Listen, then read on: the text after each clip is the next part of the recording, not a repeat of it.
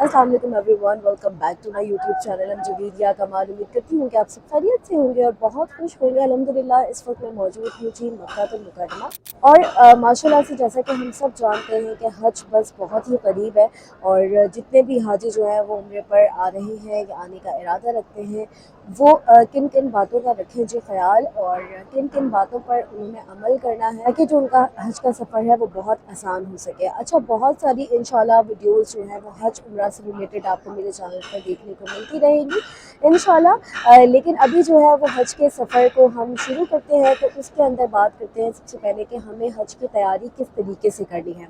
तो वीडियो को please skip किए बगैर देखिएगा, चैनल को सब्सक्राइब कर दीजिएगा, बेल आइकन ज़रूर प्रेस कर दीजिएगा, इंस्टाग्राम पर फॉलो कर लीजिएगा। चलें जी वीडियो शुरू करते हैं। इस पर आने के लिए सबसे पहली चीज़ तो ये है कि हमेशा हर ही वीडियो में मैं ये एक बात लाजमी कहती हूँ कि आप उम्रे पर आ रहे हैं या हज पर आ रहे हैं, आपने सबसे पहले उम्रा और हज को सीखना है। यानी कि अगर आप उम्रा करने की जैसे अगर आप हज करने आ रहे हैं तो भी आपने उम्रा तो करना ही है ना। तो अगर आप उम्रे के लिए आ रहे हैं या हज के लिए आ रहे हैं तो सबसे पहले उम्रा और हज को पढ़ें, उसको सीखें, एहराम की पाबंदियाँ सीखें, एहराम किस तरीके से बांधना है वो सीखें, एहराम के तमाम अहकामात, उम्रे के अरकान, हज के अरकान वो लाजमी तरीके से सीखें और प्रॉपर सीखें। हज की तो क्लासेस भी होती है, तमाम क्लासेस लें, तमाम चीज़ें सीखें, दुआएं याद करें और उसके बाद जो है वो हज के सफ़र का आगाज़ करें। दूसरी चीज़ जो सबसे अहम है वो है उम्रा के लिए भी और हज के लिए भी, और मेरा मानना है एक चीज़ के ऊपर कि जैसे अल्लाह पाक से हम गुमान रखते हैं वैसा ही होता है। तो जैसे आपको अगर हज उम्रे का भी पता है कि आपने जाना है, ठीक है, एक तो आपको पता चल गया, एक आपको नहीं पता अभी कि आपने कब जाना है, तब भी आप वॉक स्टार्ट कर दें और दुआ करें कि अल्लाह पाक मैं तो अपने हिसाब से जो मैं तैयारी कर सकता हूँ। देखिए, आपके पास पैसे नहीं है कोई बात नहीं, आपके पास वसाइल नहीं है अभी कोई बात नहीं, आपको अभी लगता है कि आपका बुलावा नहीं आया कोई बात नहीं, उम्रा आप सीख सकते हैं घर में बैठ के, उम्रा सीखें। हज आप सीख सकते हैं घर में बैठ के, हज सीखें। एहराम के अहकामात सीखें, तमाम प्रॉपर चीज़ें सीखें, उसके साथ साथ वॉक करें, ठीक है। क्योंकि आप उम्रे पर आते हैं या हज पर आते हैं, आपको बहुत बहुत बहुत ज़्यादा चलना पड़ता है। कहने के लिए कभी कभी ऐसा हुआ है मुझे कि इंस्टाग्राम पर कुछ बहनें शिकायत करती हैं कि भाई आप कहती हैं बहुत चलना पड़ता है, हम डर जाते हैं, लेकिन फिर जब वो यहाँ आती हैं तो फिर कहती है कि नहीं आप बिल्कुल ठीक कहती हैं, बल्कि कम बताती हैं। बहुत ज़्यादा चलना पड़ता है और हज में तो और भी ज़्यादा चलना पड़ता है, थकन बहुत होती है। तो आपका स्टेमिना जो है वो थोड़ा स्ट्रांग हो, यानी कि आपकी टांगों को भी आदत हो चलने के लिए, आपका स्टेमिना भी स्ट्रांग हो, आप चल सके, आप बहुत जल्दी थके ना। इसलिए बहुत ज़रूरी है कि आप घर में वॉक करें, लाजमी स्टार्ट करें 15 मिनट से, फिर 20 ले जाएं, फिर 30 मिनट्स ले जाएं, फिर 45 ले जाएं, 1 आवर ले जाएं, फिर उसके बाद 1 आवर एंड 30 मिनट्स ले जाएं। इस तरीके से आप 1.5 घंटे 2 घंटे की वॉक की आदत करें, वैसे भी हेल्थ के लिए बहुत अच्छी है। और उसके अलावा जब आप यहाँ पर आएंगे, चाहे उम्रे पर चाहे हज पर, आपको बहुत आसानी होगी। बहुत सारे लोग समझते हैं कि अगर हम 5 स्टार में आ रहे हैं, फॉर एग्जांपल हम बात कर लेते हैं क्लॉक टावर की, दारुल तौहीद, तब भी आपको चलना पड़ता है क्योंकि हरम अस्वद बहुत ज़्यादा बड़ा है। लेकिन अगर आपका होटल इकनॉमी है जैसे इब्राहिम खलील रोड पर है तो फिर आपको और ज़्यादा चलना पड़ता है। लेकिन बहरहाल अगर आप 5 स्टार में भी आ रहे हैं तो भी आपको चलना तो पड़ेगा। और जो बात आपके अपने चलने पर है, अगर आप एक्टिव हैं, अगर आप अल्लाह ना करे आप एजड है, आपके साथ कोई प्रॉब्लम है, आप व्हील चेयर पर हैं, तो एक अलग बात है, ठीक है। लेकिन अगर आप हेल्दी हैं तो लाजमी अपने आप को स्ट्रॉन्ग करें, अपने स्टैमिना को स्ट्रॉन्ग करें और उसके बाद आए।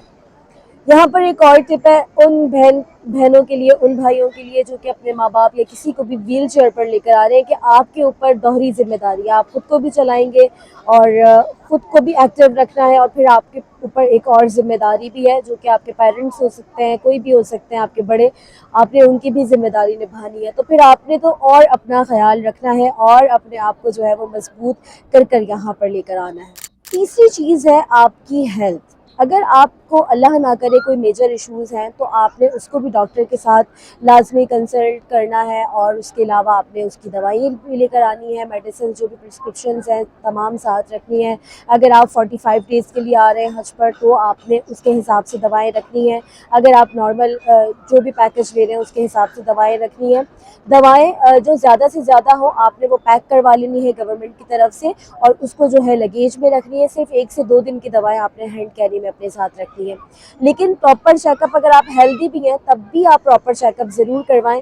اللہ نہ کرے کہ کوئی ایشو ہوتی ہے, اللہ نہ کرے کہ کوئی بھی ایشو ہوتا ہے تو آپ کے ساتھ کوئی پرابلم یہاں پر آ کر نہ ہو.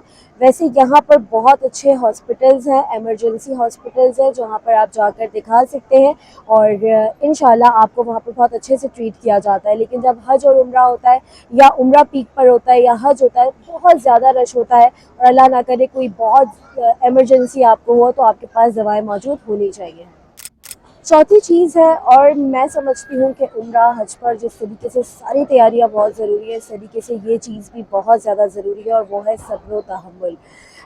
کیا ہوتا ہے کہ جیسے ہم عمرے پر بھی اگر شیئرنگ پر آتے ہیں, گروپ میں آتے ہیں, تو ہم ایک روم میں 5 لوگ رہتے ہیں, لیکن جب حج پر آتے ہیں تو ایک روم میں زیادہ سے زیادہ لوگ ہوتے ہیں, یا ایک خیمے میں آپ سمجھ لیں کہ 20 سے 25 لوگ بھی اگر اسٹے کر رہے ہیں. جب ہم اپنے گھروں میں ہوتے ہیں تو ہماری اپنے گھروں میں بھی اپنے پیاروں سے بھی کسی نہ کسی بات پر جو ہے وہ ایسا ہوتا ہے کہ ہم اپنے پوائنٹ آف ویو سے ٹھیک ہوتے ہیں, وہ اپنے پوائنٹ آف ویو سے ٹھیک ہوتے ہیں. صحیح ہے, تو اس کا مطلب یہ نہیں ہوتا کہ سامنے والا غلط ہے, لیکن بہت ساری جگہ ایسا ہوتا ہے کہ سامنے والا واقعی میں آپ کے ساتھ زیادتی کر رہا ہوتا ہے. لیکن عمرہ اور حج پر آپ کو بہت ساری چیزوں کے اوپر ایڈجسٹ کرنا پڑتا ہے. جیسے کہ بہت سارے لوگ ایسے ہیں جو شیئرنگ پر آتے ہیں, تو اب ایک روم ہے, ٹھیک ہے, اگر اس میں ہم 5 لوگ ہیں, اگر ہم 5 سے 6 لوگ ہیں تو obviously ہم 5 سے 6 صرف لوگ نہیں ہیں, ہم 5 سے 6 دماغ ہیں, 5 سے 6 گھر کے لوگ, مطلب ڈفرینٹ بیک گراؤنڈ کے لوگ ہیں, ڈفرینٹ طریقے کے لوگ ہیں, ڈفرینٹ طریقے سے لائف گزاری ہوتی ہے. کچھ جوانی کے لوگ ہوتے ہیں, کچھ بڑھاپے کے لوگ ہوتے ہیں, کسی نے اپنی زندگی کسی اور طرح گزاری ہے, کسی نے اپنی زندگی کسی اور طرح گزاری ہے. تو ہمیں بہت ساری چیزوں کے اوپر کرنا پڑتا ہے جی کمپرومائز. اس کے اندر یہ ہوتا ہے کہ آپ کوشش کریں کہ آپ کی طرف سے کسی کو تکلیف نہ ہو, اور آپ اپنی چیزوں کی حفاظت کرتے ہوئے, اپنی چیزوں کے ساتھ کرتے ہوئے, اپنے کام سے کام رکھتے ہوئے کوشش کریں کہ جتنا اخلاقیات سے آپ پیش آ سکتے ہیں, جیسے کسی کی ہیلپ کر سکتے ہیں, جیسے آپ چائے بنا رہے ہیں تو اپنے ساتھ والے کو بھی چائے پیش کر دیں, آپ کچھ اس طریقے سے ہے تو آپ ساتھ والے کے ساتھ کر سکتے ہیں. لیکن صبر و تحمل بہت زیادہ ضروری ہے. بہت سارے لوگ ایسے ہوتے ہیں جو بہت جلدی ہائپر ہو جاتے ہیں, لڑائی پر اتر آتے ہیں, یا وہ یہ کرتے ہیں کہ ہم پاکستان میں یہ ہیں, یا ہم انڈیا میں یہ ہیں, یا ہم اپنے ملک میں یہ ہیں. تو آپ کچھ بھی ہوں گے, یہاں پر سب برابر ہیں, لیکن کوشش کریں کہ صبر و تحمل کے ساتھ کام لیں اور آپس میں اتفاق سے آئے ہیں, اور کوشش کریں کہ بس اتفاق سے ہی واپس جو ہے وہ سفر آپ کا اختتام ہو جائے. اپنے کپڑوں کا بہت خیال رکھنا ہے.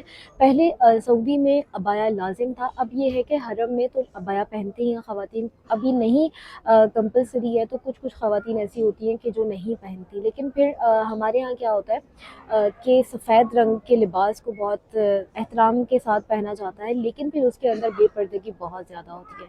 تو آپ نے لازمی جو ہے وہ عبایا پہننا ہے. لیکن حج کے دنوں میں گرمی بہت زیادہ ہوگی, تو آپ نے جو ہے وہ ٹھنڈے کپڑے کا عبایا لینا ہے. جیسے کہ کچھ جارجٹ میں بھی ایسے کپڑے ہوتے ہیں جو کہ ٹھنڈا ہوتا ہے, کچھ لیلن ایسی ہوتی ہے جو ٹھنڈی ہوتی ہے, تو اس طریقے کا عبایا لے لیں. بہت سارے لوگ جو ہے وہ نئے نئے عبایا ہوتے ہیں, ظاہر سی بات ہے کہ ہم نئے سے نئے چیزیں خریدنے کی کوشش کرتے ہیں, تو کوشش کریں عبایا آپ بنوائیں, آپ کی ہائٹ سے جو ہے وہ لینتھ اس کی تھوڑی کم ہو, اور بالکل بس سیدھے سے پلین سے عبایا ہوں. کیونکہ جیسے عمرہ وغیرہ کا سفر ہوتا ہے, کچھ دن ایسے ہوتے ہیں کہ آپ نے کہیں اچھی جگہ جانا ہے یا کچھ, تب آپ پہن لیں کچھ اچھے گھیر والے عبائے. لیکن جب آپ نے عمرہ کرنا ہے, اسپیشلی حج کے دنوں میں, آپ نے جو ہے وہ ایزی ٹو گو والے عبائے پہننے ہیں, اور ڈریسنگ بھی جو ہے وہ آپ نے ایسی ہی کرنی ہے. اس کے علاوہ آپ نے جو ہے وہ عبایا اپنا ڈیلی بیسس پر دھونا ہے. ایک بار پہن لیں, گرمی اتنی ہے, سویٹنگ ہوگی, اس عبائے میں اسمیل آ جائے گی. خراب بالکل بھی نہیں ہوتے, لیکن آپ اپنے ساتھ ڈٹرجنٹ لے آئیں. جیسے ہی آپ رات میں جائیں, اس کو جو ہے وہ بس سرف کے پانی میں کر کے اور سکھا دیں تو وہ سوکھ جاتا ہے. کیونکہ کیا ہوتا ہے کہ جب ہم طواف کر رہے ہوتے ہیں, اسپیشلی صفا مروہ کر رہے ہوتے ہیں, تو عبائے دوسروں کے عبائے کی وجہ سے ہمیں مسئلہ ہوتا ہے, ایسا ہوتا ہے. تو آپ نے بھی ہو سکتا ہے ایسا ایکسپیرینس کیا ہو, تو لازمی کوشش کریں کہ عبائے وغیرہ واش کریں. حضرت ابو ہریرہ رضی اللہ تعالیٰ عنہ سے مروی ہے کہ حضور پاک صلی اللہ علیہ وآلہ وسلم نے ارشاد فرمایا کہ جس نے حج کیا اور فحش کلامی اور گناہ کبیرہ میں مبتلا نہیں ہوا, تو وہ بالکل ایسا ہے جیسے کہ آج ہی اپنی ماں کے پیٹ سے پیدا ہوا ہو، اور یہ حدیث بخاری اور مسلم کی صحیح روایت ہے۔ تو بس یہی دعا کرتے ہوئے کہ اللہ پاک مجھے میرے ماں باپ کے ساتھ، میری فیملی کے ساتھ، میرے پیاروں کے ساتھ، آپ کو آپ کے ماں باپ، آپ کی فیملی، آپ کے پیاروں کے ساتھ مالی و جسمانی استطاعت کے ساتھ جلد از جلد خیر کے ساتھ فریضہ حج ادا کرنے کی توفیق نصیب کریں۔ جتنے بھی میرے بہن بھائی اس سال حج کر رہے ہیں پلیز میرے چینل کو سبسکرائب ضرور کر دیجیے گا، کیونکہ انشاءاللہ حج سے ریلیٹڈ بہت زیادہ انفارمیٹیو کنٹینٹ آپ کو میرے چینل پر دیکھنے کو ملتا رہے گا۔ اگلی ویڈیو میں ملاقات ہوتی ہے، انسٹاگرام پر فالو کر لیجیے گا۔ فی امان اللہ۔